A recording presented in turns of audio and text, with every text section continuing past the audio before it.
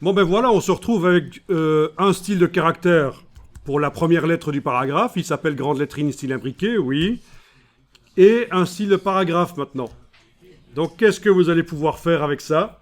Ben, modifier par exemple le nombre de lignes sur lequel le caractère se met. Eh oui. Alors pour ça, on va cliquer avec la flèche noire à côté de tout. Donc le bloc n'est pas sélectionné. On va télécommander ça à distance. Avec la flèche noire, vous désactivez en cliquant à côté. On va faire deux tests. D'abord, premier test, modifier le style ici que vous venez de créer précédemment. En double-cliquant à droite de son nom, vous allez dans lettrine et style imbriqué. Vous pouvez modifier le nombre de lignes de lettrine. Avec la case aperçue, vous voyez que ça marche. Voilà. 3 lignes par exemple. À chaque fois, ça multiplie par 3 la taille de la première lettre, la lettrine. Et on va aller corriger ça après. Oui, elle était minuscule. Elle faisait 16 points, je pense. Et encore. Voilà. 3 lignes, par exemple. Bien. Donc, je vous rappelle, je suis en train de... D'abord, j'ai cliqué à côté de tout pour télécommander les choses. J'ai double-cliqué à droite du nom du style qu'on vient de faire précédemment. Et dans la partie lettrine et style imbriqué, j'ai été indiqué que je veux une lettrine sur 3 lignes.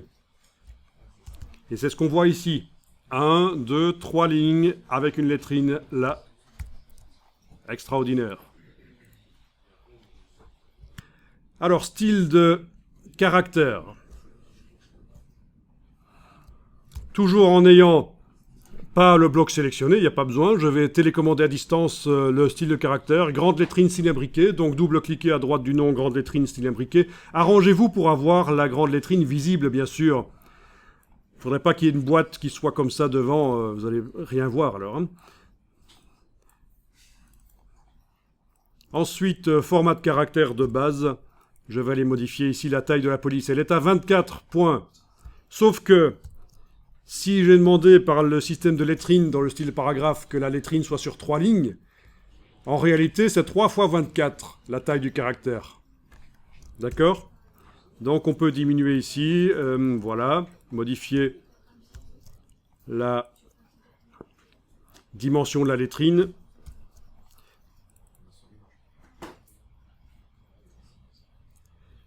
Vous pouvez modifier la couleur du caractère. Couleur de caractère, vous pouvez les choisir la couleur que vous voulez. Ou en créer une en double-cliquant sur l'échantillon ici. Donc c'est dans couleur de caractère.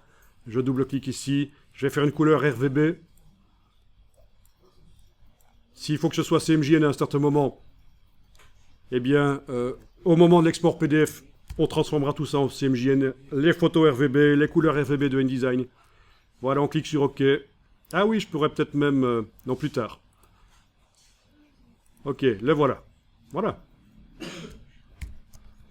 Alors vous allez dire, mais quelle différence par rapport à ce qu'on a sur la page de gauche? Mais c'est qu'il y a plus de possibilités. Des styles imbriqués, on va pouvoir en mettre un peu plus. Notamment, on a une lettrine ici qui sort du paragraphe par le dessus. Mais si vous voulez la faire sortir par la gauche, c'est pas possible. Il faut une astuce. Et seuls les styles imbriqués vont nous permettre cette astuce. Ok. Enregistrer le document. On n'est jamais trop prudent.